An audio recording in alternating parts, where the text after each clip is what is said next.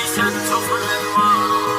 Sevmedin yıktın ümitlerini benim var. Seni sevmeyi de günah, sevmemeyi olman da günah.